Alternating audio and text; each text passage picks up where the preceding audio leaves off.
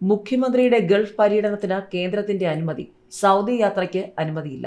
മുഖ്യമന്ത്രി പിണറായി വിജയന്റെ 3 ആഴ്ച നീണ്ടുനിൽക്കുന്ന ഗൾഫ് പര്യടനത്തിന് കേന്ദ്ര സർക്കാർ അനുമതി നൽകി. എന്നാൽ സൗദി അറേബ്യ സന്ദർശിക്കാൻ അനുമതി നൽകിയില്ല.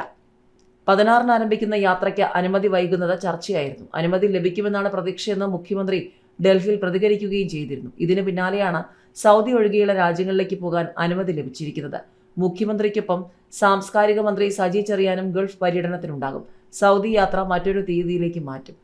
ഒക്ടോബർ 16 വ്യാഴാഴ്ച മുതൽ നവംബർ 9 വരെ ഗൾഫ് രാജ്യങ്ങൾ സന്ദർശിക്കാനും വിവിധ പരിപാടികളിൽ പങ്കെടുക്കാനുമാണ് മുഖ്യമന്ത്രി യാത്ര തിരിക്കുന്നത്.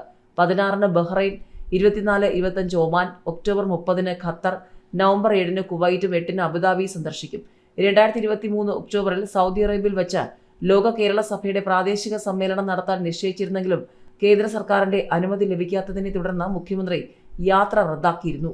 ഏതായാലും മുഖ്യമന്ത്രിയുടെ ഗൾഫ് യാത്രയ്ക്ക് അനുമതിയായതോടെ നാളെ മുതൽ 4 ഘട്ടമായുള്ള പര്യടനം തുടങ്ങുകയാണ്.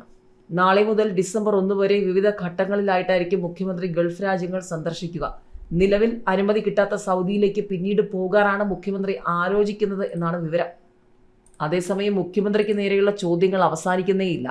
പൂരം കലക്കലിനും തൃശൂരിൽ BJP ജയിപ്പിച്ചതിന് പിന്നിൽ മുഖ്യമന്ത്രിയുടെ മകന് ED നൽകിയ സമൻസോ എന്ന ചോദ്യവുമായി പ്രതിപക്ഷം രംഗത്തുണ്ട്. മുഖ്യമന്ത്രിയുടെ മകന് ED സമൻസ് നൽകിയിട്ടും അത് മൂടിവെച്ചു, ആരോടും പറഞ്ഞില്ല. നോട്ടീസ് അയച്ചതിന് ശേഷം EDയും ഒരു നടപടിക്രമവും നടത്തിയിട്ടില്ല. മുഖ്യമന്ത്രി പാർട്ടി നേതൃത്വത്തോടോ മന്ത്രിമാരോടോ മാധ്യമങ്ങളോടോ പൊതുസമൂഹത്തോടോ ഇതേക്കുറിച്ച് പറയാതെ മൂടിവെച്ച് സെറ്റിൽ ചെയ്യുകയായിരുന്നുവെന്ന് പ്രതിപക്ഷ നേതാവ് VD സതീശൻ ആരോപിച്ചു. മുഖ്യമന്ത്രിയുടെ മകന് ED നോട്ടീസ് നൽകിയത് MA ബേബി എങ്ങനെയാണ് അറിഞ്ഞത്? ED നോട്ടീസ് നൽകുമ്പോൾ CPM അഖിലേന്ത്യാ സെക്രട്ടറിക്കും നോട്ടീസ് നൽകുമോ? 2023-ൽ MA ബേബി അഖിലേന്ത്യാ സെക്രട്ടറി ആയിരുന്നില്ല. ഇപ്പോൾ അദ്ദേഹം എന്തിനാണ് ഇറങ്ങിയതെന്ന് തനിക്ക് അറിയില്ലെന്നും സതീശൻ വ്യക്തമാക്കി. സമൻസ് അയക്കാൻ ഒരു തുടക്കമുണ്ടാകണം. സമൻസ് അയച്ചതിന് ശേഷം ആ തുടക്കം എങ്ങനെയാണ് ഇല്ലാതായത്? അത് ഇല്ലാതായെന്നാണ് MA ബേബി പ്രതികരിച്ചിരിക്കുന്നത്. അത് അദ്ദേഹം എങ്ങനെ അറിഞ്ഞു? എങ്ങനെയാണ് EDയുടെ നോട്ടീസ് ഇല്ലാതാകുന്നതെന്നും VD സതീശൻ ചോദിച്ചു.